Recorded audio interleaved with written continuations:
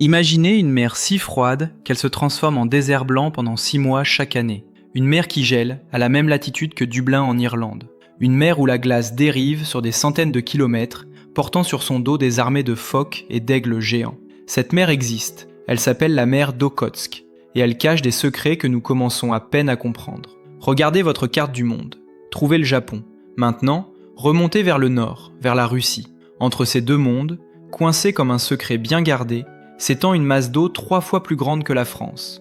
1 600 000 km² d'océan qui devient prison de glace chaque hiver. Les scientifiques l'appellent une mer marginale. Mais ce terme fade ne rend pas justice à ce qui se passe vraiment ici. Car cette mer est un paradoxe vivant, un mystère géologique, une anomalie climatique qui défie tout ce que nous pensons savoir sur les océans. Alors que vous écoutez ces mots, des forces titanesques sont à l'œuvre dans cette région. Des plaques tectoniques s'entrechoquent sous les vagues, des volcans crachent leur fureur vers le ciel, des courants glacés charrient des nutriments qui nourrissent la vie la plus dense du Pacifique Nord. Et tout cela se déroule dans l'un des endroits les plus inhospitaliers de notre planète. Avant de plonger dans cette histoire extraordinaire, abonnez-vous à la chaîne et appuyez sur j'aime, parce que ce que vous allez découvrir va complètement changer votre vision de notre planète. Commençons par comprendre où se trouve exactement cette mer. Au nord, 3200 km de côte sibérienne, à l'ouest, l'île de Sakhalin qui s'étire sur 1550 km, au sud, une toute petite portion de l'île japonaise d'Hokkaido, seulement 350 km. Puis vient l'archipel des Kouriles, 1200 km d'îles volcaniques qui forment une barrière entre la mer d'Okhotsk et l'océan Pacifique. Enfin, à l'est, la péninsule du Kamtchatka ferme ce rectangle presque parfait avec 1400 km de littoral sauvage. Cette configuration géographique fait de la mer d'Okhotsk une sorte de piège, un bassin presque fermé. Seuls quelques détroits la relient au reste du monde. Le détroit de la Pérouse au sud, entre Hokkaido et Sakhalin, le détroit de Nevelskoye à l'ouest, si étroit qu'on pourrait presque le traverser à la nage, seulement 7 km, et puis les passages entre les îles Kouriles à l'est. Le plus profond d'entre eux, le détroit de Bussol, plonge à plus de 2300 mètres. Mais les autres sont bien plus modestes. Cette quasi-fermeture explique en partie pourquoi les eaux de cette mer ont un caractère si unique. Parlons maintenant des profondeurs. La mer d'Okhotsk n'est pas un simple bassin plat. C'est un monde de contrastes vertigineux.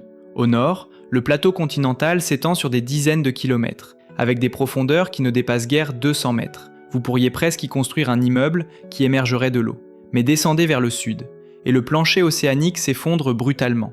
Le bassin des Kouriles plonge à plus de 3300 mètres. C'est comme si vous passiez d'une piscine pour enfants à la fosse des Mariannes en quelques dizaines de kilomètres. La profondeur moyenne tourne autour de 860 mètres.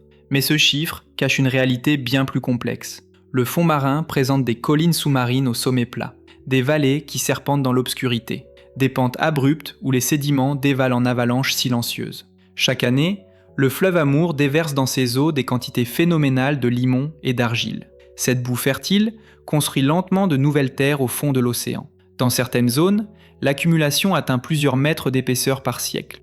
Mais voici où les choses deviennent vraiment étranges. Cette mer se trouve à 53 degrés de latitude nord, la même latitude que Dublin en Irlande, la même latitude que Port-Clémence au Canada. Ces villes connaissent des hivers froids, certes, mais elles ne se transforment pas en désert de glace. Leurs ports ne gèlent pas pendant 6 mois. Leurs eaux ne deviennent pas impraticables pendant la moitié de l'année. Alors pourquoi la mer d'Okhotsk subit-elle un sort si différent ? La réponse à cette question nous fait toucher du doigt l'une des grandes bizarreries de notre planète. Mais avant d'y répondre, il faut comprendre d'où vient cette glace qui transforme l'océan en continent blanc. Chaque automne, quelque chose d'extraordinaire commence à se produire. À des milliers de kilomètres de la mer d'Okhotsk, dans les profondeurs de la Sibérie, le 9e plus long fleuve du monde se prépare à l'hiver, le fleuve Amour. 4484 km de cours d'eau qui serpentent entre la Chine et la Russie. Un géant qui draine un bassin versant plus vaste que la France et l'Allemagne réunies. Et quand vient novembre, ce géant commence à geler. Mais le gel ne commence pas dans l'eau, il commence dans l'air. Les masses d'air polaire descendent de l'Arctique sibérien. Elles glissent sur les steppes gelées, gagnant en froid à chaque kilomètre. Quand elles atteignent la mer d'Okhotsk, elles apportent avec elles des températures qui peuvent chuter jusqu'à moins 40 degrés. C'est là que commence la transformation. Les eaux douces du fleuve Amour rencontrent les eaux salées de la mer. Normalement, l'eau salée résiste mieux au gel. Elle ne se solidifie qu'à moins 2 degrés environ. Mais l'Amour déverse chaque seconde des quantités colossales d'eau douce dans l'océan. Cette eau douce, plus légère, flottent à la surface, comme de l'huile sur l'eau, et elles gèlent beaucoup plus facilement. Imaginez un tapis liquide qui s'étend sur la surface de l'océan, un tapis d'eau douce qui s'étale sur des milliers de kilomètres carrés. Quand le froid frappe, ce tapis se transforme en une mosaïque de cristaux de glace. D'abord, de minuscules aiguilles apparaissent, des filaments si fins qu'ils ressemblent à des cheveux de verre. Les scientifiques appellent ça du frasile. Puis, ces aiguilles s'assemblent. Elles forment des plaques, des radeaux de glace qui dérivent au gré des courants et des vents. Certaines plaques fusionnent, d'autres se fracturent. Le processus continue jour après jour, semaine après semaine. En décembre, la glace a déjà conquis le nord de la mer. En janvier, elle descend inexorablement vers le sud. Et en mars, l'extension maximale est atteinte. La banquise recouvre alors une surface gigantesque. Elle s'étend si loin vers le sud qu'elle atteint presque les côtes d'Hokkaido, l'île japonaise. 43 degrés de latitude nord. C'est la limite la plus méridionale de formation de banquise dans l'hémisphère nord. Plus au sud que Chicago, plus au sud que Rome. Une anomalie géographique qui fascine les climatologues du monde entier. Mais cette glace n'est pas immobile. Elle dérive. Poussée par les vents dominants et par le courant Oyashio, un des 3 plus importants courants froids de l'hémisphère nord, ce courant descend directement du détroit de Bering, apportant avec lui les eaux glacées de l'Arctique. La rencontre entre ces eaux polaires et la chaleur résiduelle du Pacifique crée des conditions météorologiques violentes. Des tempêtes se forment en quelques heures. Le vent hurle sur la banquise, soulevant des vagues qui fracassent la glace en milliers de fragments. Ces fragments s'entrechoquent, se chevauchent, forment des crêtes de pression qui peuvent atteindre plusieurs mètres de hauteur. Si vous marchiez sur cette banquise, vous découvririez un paysage chaotique. Des plaques plates comme des patinoires alternent avec des murs de glace brisés. Des canaux d'eau libre serpentent entre les icebergs miniatures. Et si vous goûtiez cette glace, vous découvririez quelque chose d'étonnant. Elle n'est pas salée, elle est faite d'eau douce. Parce qu'en gelant, l'eau expulse le sel vers les profondeurs. Ce processus de dessalement est si efficace que la glace devient parfaitement potable. Les explorateurs du passé le savaient. Quand leurs réserves d'eau venaient à manquer, ils faisaient fondre la banquise pour se désaltérer. Cette transformation annuelle de l'océan en désert blanc crée les conditions pour une explosion de vie absolument extraordinaire. Parce que la mer d'Okhotsk n'est pas seulement froide, elle est vivante. Plus vivante peut-être que n'importe quel autre coin du Pacifique Nord. Pour comprendre pourquoi, il faut descendre sous la surface. Là où la lumière du soleil commence à faiblir. Là où les courants font danser les particules en suspension. C'est dans cette zone crépusculaire que se joue l'un des phénomènes les plus spectaculaires de notre planète. Des remontées d'eau profonde. Les scientifiques appellent ça des upwellings. Imaginez un ascenseur géant qui puise dans les abysses de l'océan. Un ascenseur qui remonte vers la surface, des eaux chargées de tout ce dont la vie a besoin pour exploser. De l'azote, du phosphore, du fer, des nutriments qui se sont accumulés pendant des mois, des années peut-être, dans les profondeurs obscures. Et quand ces eaux riches atteignent la zone éclairée par le soleil, la magie opère. Le phytoplancton se multiplie à une vitesse vertigineuse. Des milliards de cellules microscopiques qui transforment la lumière et les nutriments en matière vivante. Cette prolifération est si intense qu'on peut la voir depuis l'espace. Les satellites captent des taches vertes gigantesques à la surface de l'océan. Des blooms de phytoplancton qui s'étendent sur des centaines de kilomètres carrés. Ces algues microscopiques forment la base d'une chaîne alimentaire d'une richesse extraordinaire. Le zooplancton se nourrit du phytoplancton. Les petits poissons mangent le zooplancton, les gros poissons chassent les petits, et ainsi de suite jusqu'au prédateur suprême. C'est cette pyramide de vie qui fait de la mer d'Okhotsk l'une des zones de pêche les plus productives au monde.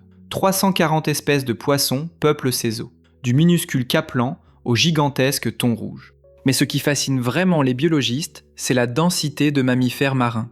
20 espèces différentes fréquentent la mer d'Okhotsk. 5 espèces de phoques, 2 d'otaries et 13 de cétacés. Chaque printemps, quand la banquise commence à se fragmenter, le spectacle devient grandiose. Les phoques tachetés mettent bas sur les plaques de glace dérivantes. Les femelles choisissent les morceaux les plus stables pour donner naissance à leurs petits. Des boules de poils blancs qui pèsent à peine quelques kilos. Pendant les premières semaines, ces bébés dépendent entièrement du lait maternel. Un lait si riche en graisse qu'il permet aux jeunes de doubler leur poids en quelques jours.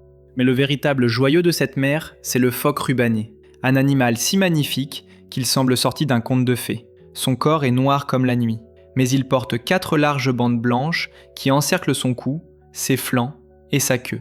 Ces marques contrastées en font l'un des phoques les plus reconnaissables au monde. Et pourtant, cet animal reste mystérieux. On le voit rarement.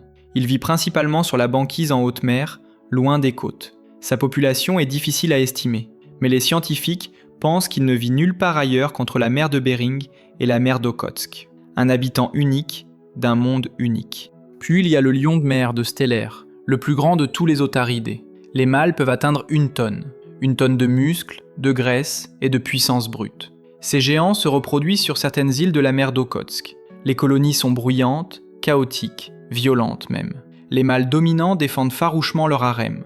Ils rugissent, se battent, s'affrontent dans des duels titanesques. Les vainqueurs s'accouplent avec des dizaines de femelles. Les vaincus repartent seuls, blessés, parfois mutilés. C'est la loi impitoyable de la sélection naturelle qui se joue sous vos yeux. Mais levons les yeux vers le ciel, car la mer d'Okhotsk n'est pas seulement un paradis pour les mammifères, c'est aussi un royaume d'oiseaux.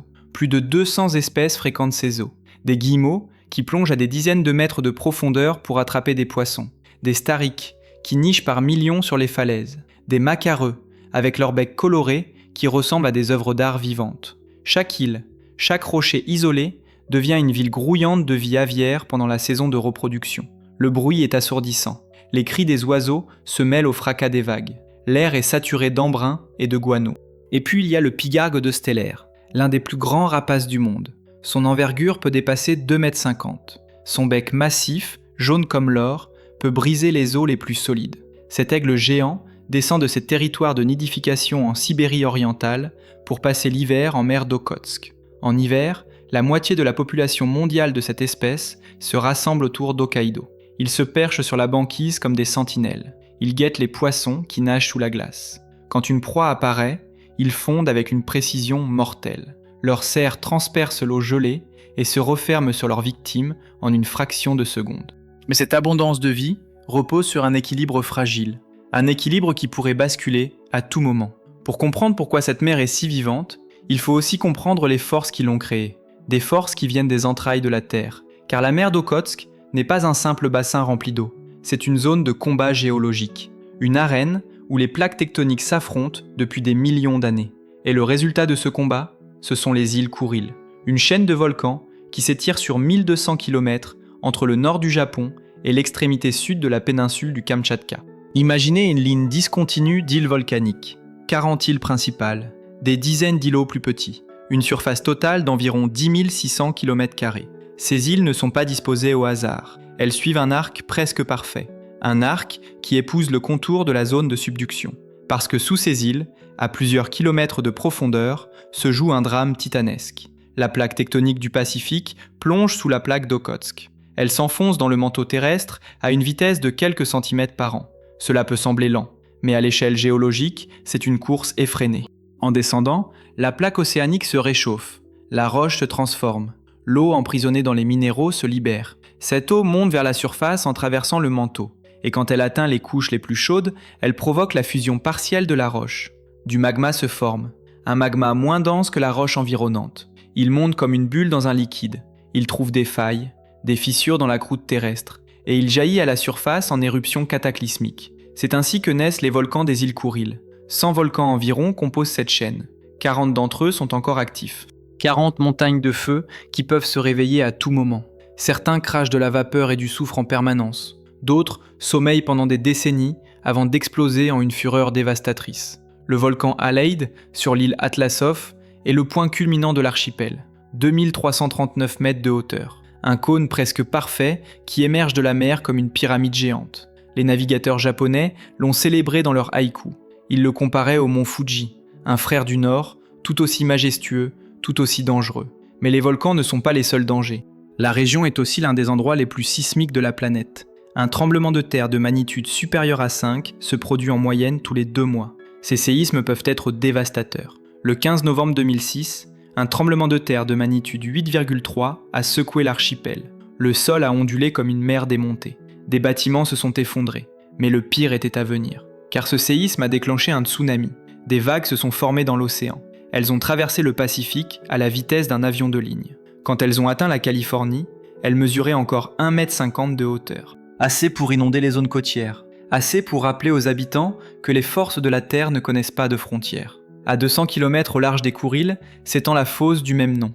Une cicatrice profonde dans le plancher océanique. Un gouffre qui plonge à plus de 10 000 mètres par endroit. C'est là que la plaque pacifique disparaît dans les profondeurs. C'est là que commence le voyage qui, des millions d'années plus tard, donnera naissance à de nouveaux volcans. Le cycle continue. Il a commencé il y a des dizaines de millions d'années. Il continuera pendant des millions d'années encore, à moins que quelque chose ne change. Car ces îles sont aussi au cœur de tensions géopolitiques qui durent depuis plus d'un siècle. Mais avant de parler de politique, il faut comprendre comment les humains ont découvert cette mer, comment ils ont exploré ces côtes inhospitalières, comment ils ont tracé les premières cartes de cette région du bout du monde.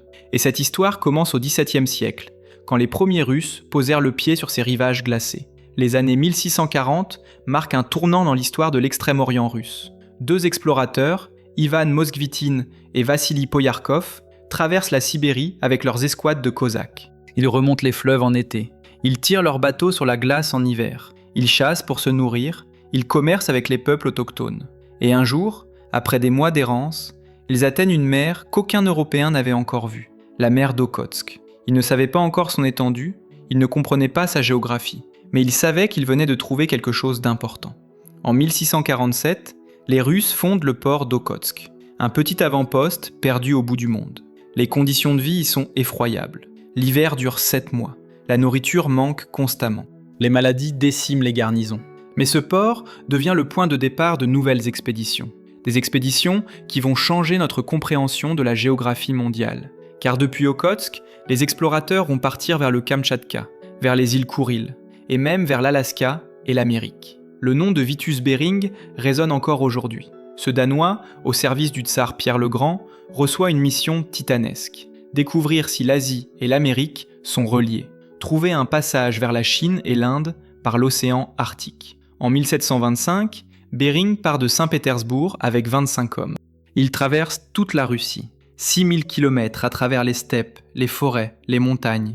2 ans plus tard, ils atteignent enfin Okhotsk. Mais le voyage ne fait que commencer. Bering organise une deuxième expédition, encore plus ambitieuse. La Grande Expédition du Nord. 1000 personnes pénètrent en Sibérie entre 1733 et 1743. 4 ans pour atteindre la mer d'Okhotsk. Puis, des années d'exploration méthodique. Ces hommes cartographient chaque baie, chaque cap, chaque îlot. Ils relèvent les températures, ils notent les courants, ils observent la faune. Leurs rapports contiennent une mine d'informations scientifiques. Mais le prix à payer est terrible. Bering lui-même meurt en 1741, sur une île déserte. Épuisé, affamé, gelé. Son navire s'est échoué après une tempête. Les survivants doivent passer l'hiver dans des abris de fortune. Ils mangent de la viande de phoque pourrie. Ils perdent leurs dents à cause du scorbut. Quand le printemps arrive enfin, seuls quelques hommes sont encore en vie. Ils réparent tant bien que mal leur bateau et rentrent en Russie. Mais ils rapportent avec eux des cartes d'une précision sans précédent. D'autres explorateurs suivent. Jean-François de la Pérouse, le célèbre navigateur français, traverse la mer d'Okhotsk en 1787. Il est émerveillé par la richesse de ses eaux. Il note la présence de baleines en nombre incalculable. Des baleines grises, des baleines à bosse, des baleines franches. Ces géants nagent si près de son navire qu'il pourrait presque les toucher. La Pérouse ne le sait pas encore, mais ses observations vont déclencher une ruée qui changera à jamais la mer d'Okhotsk. Car au XIXe siècle, l'huile de baleine vaut de l'or. On l'utilise pour éclairer les villes, pour lubrifier les machines, pour fabriquer du savon et des cosmétiques. Et la mer d'Okhotsk regorge de baleines. Les baleiniers américains la prennent rapidement.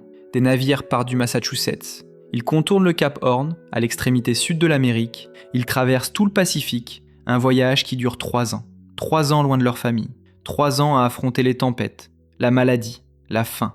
Mais si le voyage est réussi, les profits sont colossaux. Un seul baleinier peut ramener assez d'huile pour rendre son capitaine riche. La chasse est impitoyable. Quand un baleinier repère un souffle à l'horizon, il lance ses chaloupes. Les rameurs se jettent dans une course effrénée. Le harponneur se tient à l'avant, son arme levée. Quand le bateau est assez proche, il frappe. Le harpon pénètre dans la chair de la baleine. L'animal blessé plonge. Il fuit à une vitesse folle, entraînant le bateau dans ce que les marins appellent la promenade de Nantucket. Parfois, la baleine tire la chaloupe sur des kilomètres avant de s'épuiser. Parfois, elle se retourne et attaque. D'un coup de queue, elle peut briser le bateau en 2.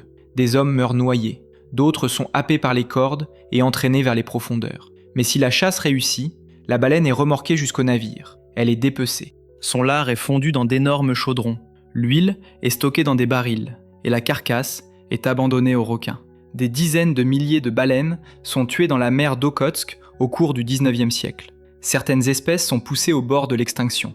La baleine grise du Pacifique Ouest devient si rare qu'on la croit disparue.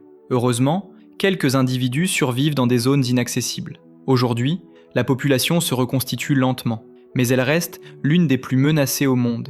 Moins de 300 individus. Chaque naissance est une victoire, chaque mort est une tragédie. Et tout cela à cause de l'avidité humaine du siècle passé. Mais l'histoire de la mer d'Okhotsk ne s'arrête pas là, car au XXe siècle, cette mer devient le théâtre de tensions géopolitiques qui continuent encore aujourd'hui.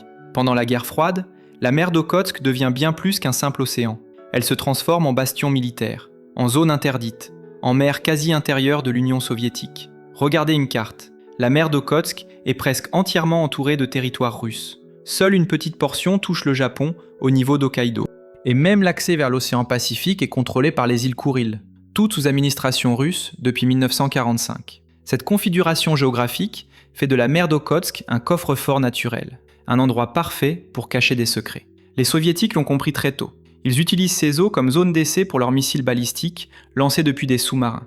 Imaginez un sous-marin nucléaire qui patrouille sous la banquise. Invisible, silencieux, mortel. À bord, des missiles capables de frapper n'importe quelle ville américaine en moins d'une demi-heure. Ces sous-marins se cachent dans les profondeurs de la mer d'Okhotsk pendant des mois. Ils attendent, ils s'entraînent, ils testent leurs armes dans le plus grand secret.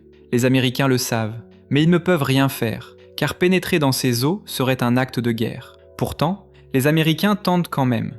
Des opérations secrètes sont menées. Des sous-marins espions s'infiltrent dans la mer d'Okhotsk. Leur mission est de localiser les câbles de communication sous-marins de la marine soviétique. Ces câbles relient les bases navales entre elles. Ils transmettent des ordres, des rapports, des informations vitales pour la défense soviétique. Si les Américains parviennent à les écouter, ils peuvent connaître chaque mouvement de la flotte ennemie. Les plongeurs américains installent des dispositifs d'écoute directement sur les câbles, des appareils qui enregistrent toutes les communications. Puis les sous-marins reviennent régulièrement récupérer les enregistrements. L'opération dure des années, jusqu'à ce qu'un traître vende le secret aux soviétiques. Mais au-delà de l'espionnage, ce qui rend la mer d'Okhotsk si stratégique, ce sont les îles Kouriles. Car ces îles ne sont pas juste des volcans, elles sont une barrière, un verrou qui contrôle l'accès entre la mer d'Okhotsk et l'océan Pacifique. Pendant la Seconde Guerre mondiale, l'Union soviétique envahit les îles Kouriles en août 1945. Les troupes japonaises sont expulsées. 17 000 civils japonais sont forcés de quitter leur maison.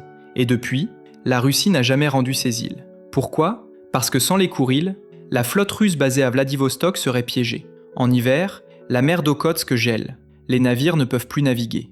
Mais si la Russie perd le contrôle des détroits entre les îles Kouriles, ces bateaux seraient bloqués même en été. Le Japon revendique 4 îles au sud de l'archipel. Iturup, Kunachir, Chikotan et les îlots Abomai. Tokyo les appelle les territoires du Nord, des terres japonaises volées par les soviétiques. Moscou répond que ces îles ont été conquises légalement à la fin de la guerre. Le différend dure depuis plus de 70 ans. Il empêche toute signature d'un traité de paix officiel entre la Russie et le Japon. Des négociations ont lieu régulièrement, des promesses sont faites, mais rien ne change. Car pour la Russie, céder ces îles signifierait ouvrir une brèche dans sa défense stratégique, un risque qu'aucun dirigeant russe n'est prêt à prendre. Et pendant que diplomates et militaires se disputent, une autre forme de bataille se joue dans la mer d'Okhotsk. Une bataille économique. Car cette mer n'est pas seulement un champ de glace et un terrain de jeu pour les stratèges militaires, c'est aussi l'un des garde-manger les plus riches de la planète. Les eaux de la mer d'Okhotsk produisent une quantité de nourriture qui défie l'imagination. 340 espèces de poissons nagent dans ces profondeurs, des harengs par milliards, des saumons qui remontent les rivières par millions, des morues, des plis, des turbots. Mais ce qui attire vraiment l'attention des pêcheurs, ce sont les crabes. Des crabes royaux qui peuvent atteindre la taille d'un être humain. Imaginez un crustacé dont les pattes s'étendent sur plus d'1 mètre. Un animal qui peut peser 15 kilos. Ses pinces sont si puissantes qu'elles peuvent broyer un os. Sa carapace est si dure qu'elle résiste aux morsures des phoques. Ce crabe royal vit dans les eaux froides du nord de la mer d'Okhotsk. Il se nourrit de tout ce qu'il trouve sur le fond marin. Oursins, étoiles de mer, mollusques. Il peut vivre plusieurs décennies. Certains individus atteignent peut-être l'âge de 50 ans, mais peu survivent aussi longtemps, car les pêcheurs les traquent sans relâche. La chair de ces crabes est considérée comme un mets de luxe. Elle se vend à prix d'or sur les marchés asiatiques. Un seul crabe peut rapporter plusieurs centaines de dollars. La pêche au crabe royal est l'une des plus dangereuses au monde. Les bateaux partent en plein hiver, quand les crabes sont les plus actifs. Ils naviguent à travers la banquise. Les vagues déferlent sur le pont. La glace s'accumule sur les structures métalliques. Si trop de glace se forme, le bateau devient instable. Il peut chavirer en quelques minutes. Les pêcheurs travaillent dans des conditions épouvantables. Température en dessous de zéro, vent qui hurle, mer démontée. Ils lancent des casiers lestés au fond de l'océan. Chaque casier pèse plusieurs centaines de kilos. Puis ils attendent. 1 jour, 2 jours. Quand ils remontent les casiers, ils espèrent qu'ils seront pleins de crabes. Parfois, ils récoltent des dizaines de crabes par casier. Parfois, les casiers sont vides. C'est un jeu de hasard qui peut rendre riche ou tuer. Mais les crabes ne sont pas la seule richesse de la mer d'Okhotsk. Sous le plancher océanique dorment des réserves colossales d'hydrocarbures, du pétrole, du gaz naturel. Les géologues ont identifié 29 zones potentielles d'accumulation. Les estimations parlent de 3,5 milliards de tonnes d'équivalent pétrole. Un trésor enfoui qui vaut des centaines de milliards de dollars. L'exploitation a commencé dans les années 70. Aujourd'hui, des plateformes pétrolières parsèment les eaux autour de l'île Sakhaline. Ces structures géantes défient les tempêtes et la glace. Elles pompent le pétrole et le gaz jour et nuit. Puis, des navires transportent ces ressources vers les marchés asiatiques. La Chine, le Japon, la Corée du Sud. Tous dépendent de l'énergie extraite de la mer d'Okhotsk. Mais cette exploitation intensive a un prix. Les déversements de pétrole menacent la faune. Les bruits des foreuses perturbent les baleines. La pêche industrielle vide les stocks de poissons plus vite qu'ils ne peuvent se régénérer. Certaines espèces de saumon ont vu leur population chuter de façon dramatique. Les scientifiques lancent des alertes. Ils réclament des quotas plus stricts, des zones protégées. Mais les intérêts économiques sont trop puissants. La Russie dépend de ses revenus. Les compagnies de pêche emploient des dizaines de milliers de personnes. Fermer les robinets signifierait condamner des communautés entières au chômage. Alors l'exploitation continue.